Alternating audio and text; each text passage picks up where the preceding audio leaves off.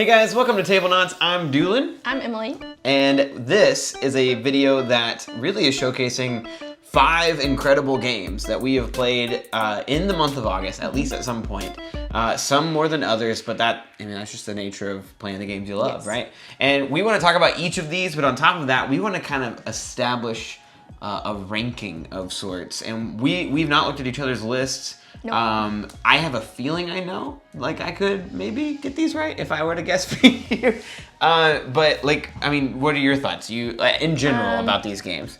I like all of these, so it's not really fair because some of them we've played more times than others. At least for me, I've played each of these at least 2 times. At least 2 times, if not more. Yeah. But yeah, you're right. We'll get to that, and when we get into the individual ones. But I would go ahead and say right now, from both of us and from pretty much everyone at Tablenauts who has played all of these are recommendations. So if you are interested in a small box, not necessarily cheap, one of these in particular is not very cheap right now, but most of them fairly cheap games that you can get your hands on, and one of them hard to find. Anyway, we'll get to that. Small box recommendations for each of these. Just wanted to say that before we start ranking them, and then the bottom one gets shown and like all of that stuff. So anyway, let's get to it. Okay, the first one that we have on our list is Inside Job. Yeah, this is a game from Cosmos. Yep. I think I'm saying that correctly. Yeah. And this is a trick-taking social deduction game, which is a very odd combo. But it's awesome. Yeah. You've played this specifically at Gen Con, right? Yeah. And I didn't get to play it with you. I've actually not played this game with you, weirdly But enough. you've played it. Well, I played it. Okay. I played it with Jeff and Jamie from Foster the Meeple, and Sam from Lord of the Board, and Michelle from Second Star to the Left. Mm-hmm. And it was so much fun. Who won?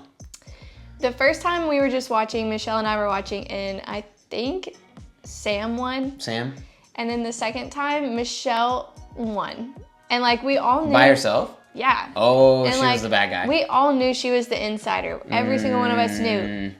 And she still like played an amazing game. So one person is this the insider. The insider. And they are the person trying to win a certain number of tricks in order to win the game. But everybody else is working cooperatively, where you have missions where you're trying to make a specific person win, or only play odd numbered cards, or only play a specific color. And basically the insider wants the group to fail a certain number of missions or to win a certain number of tricks, whatever comes first. And so basically they're trying to accomplish their goal. As you get more tricks, everybody's going to be very suspicious of you. And the insider is allowed to lie. Oh yeah, that's the important part. So Michelle kept lying, and she would play things, and we were like, oh, so you don't have any blues? And she'd be like, nope, don't have any blues.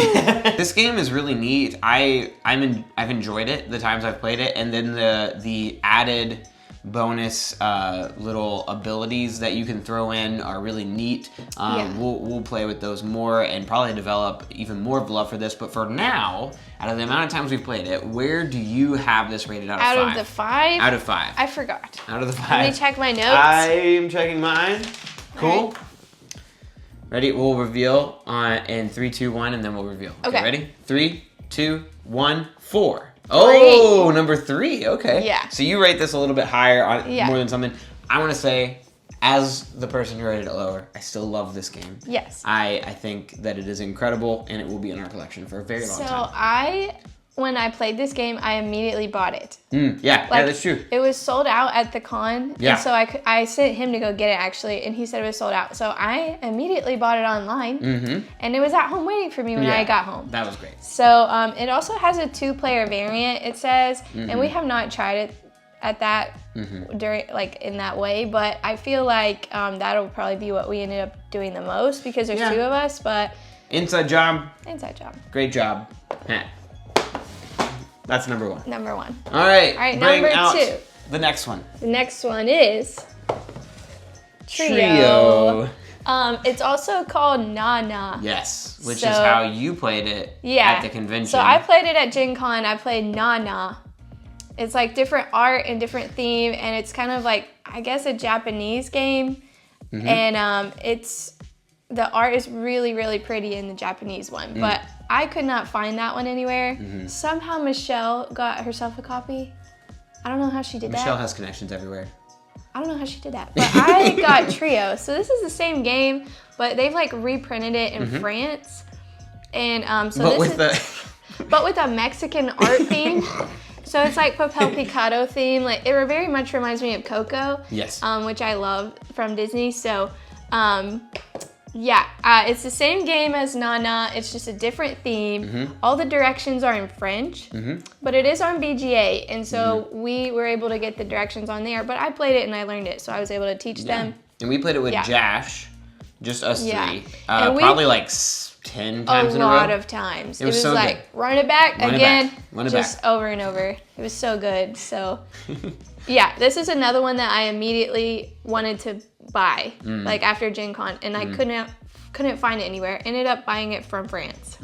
And this game is, for those of you that are like, what the heck is Trio? Essentially, the game is like the gamers go fish. Go fish. So you have a handful of cards that you have to get in the proper order from 1 through 12, I think? Yep, 12. 12, and you'll have any number of those in your hand.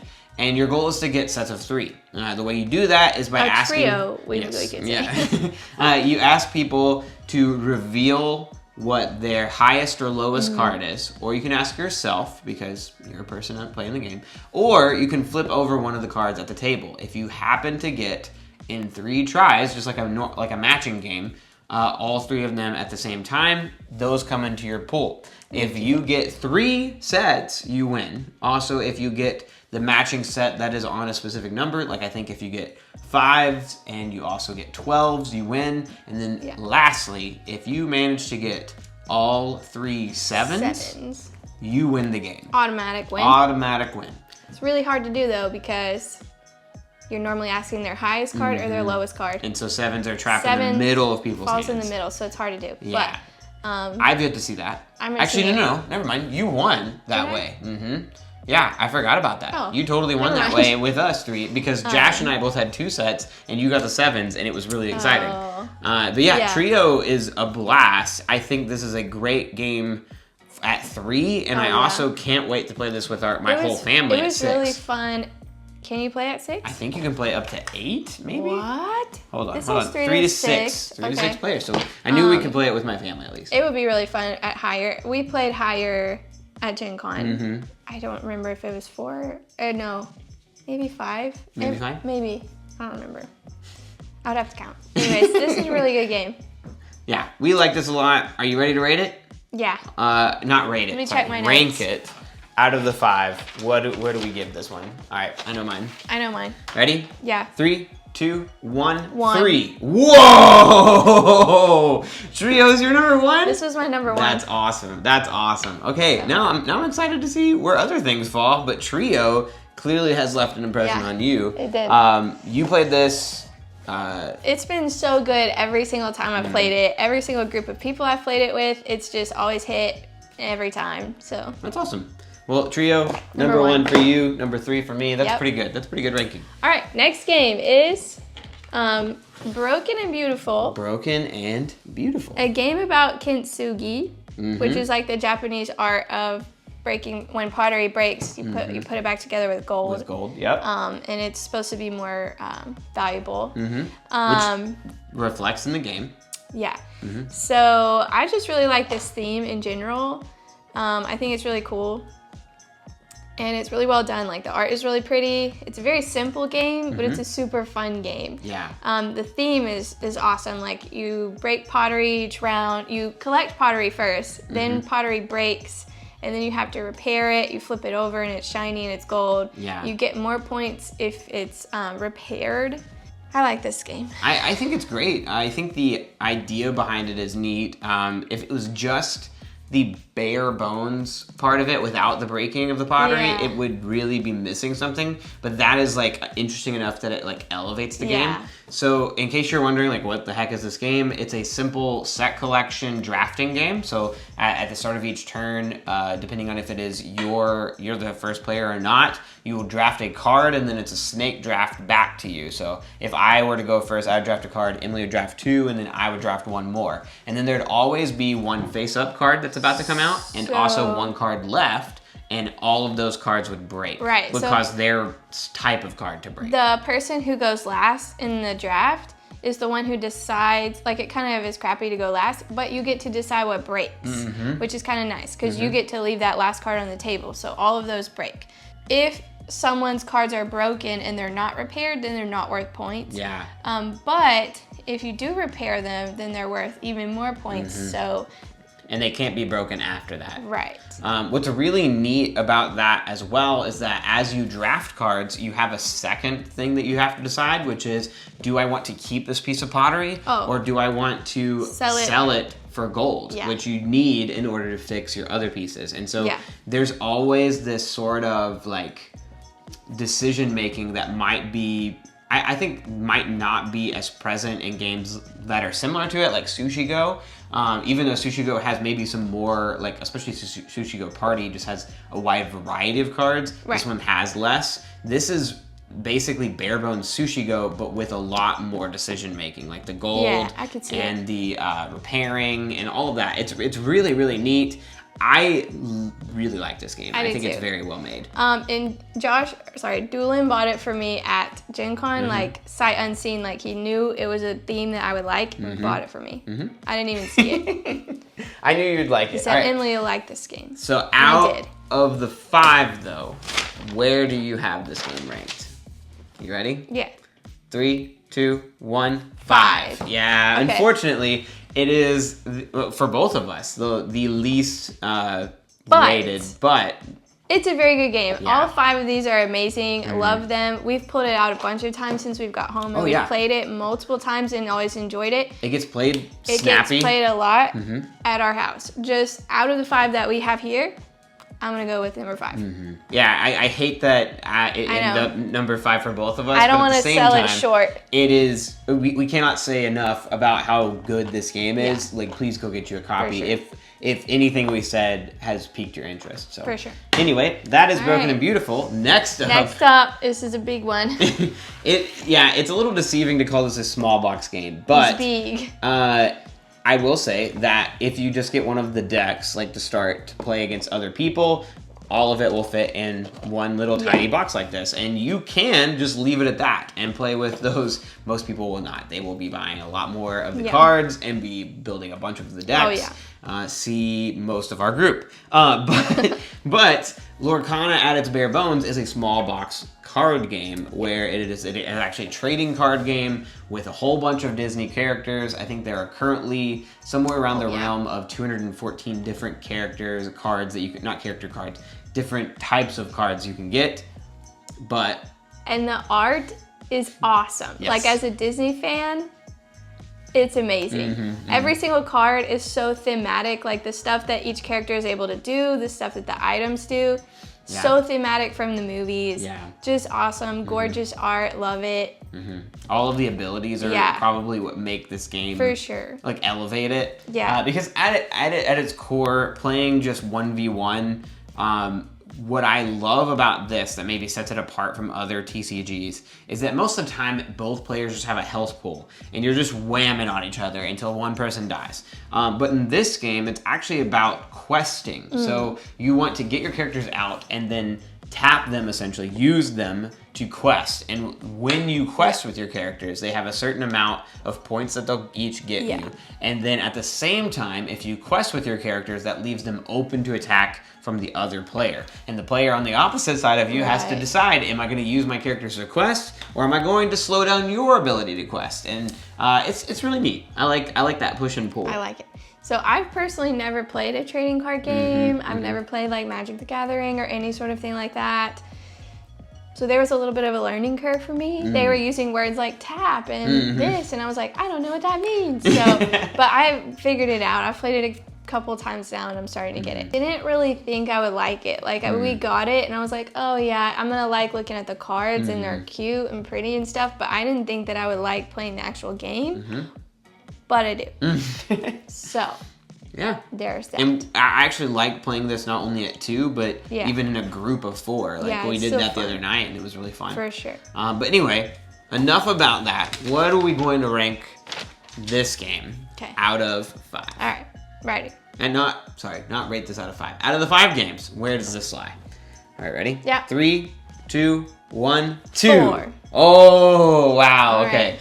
At least for me, this one was a really hard one to rate. Yeah. Because I think it's different than the other 4 for sure. If I don't take into the account the fun nature of collecting cards and trading them with my friends and pulling out the shiny characters and like all of that kind of stuff, like if I don't take any of that into account, the bare bones of the game is fun, but it might rank lower than, say, Inside Job, which I had at number 4.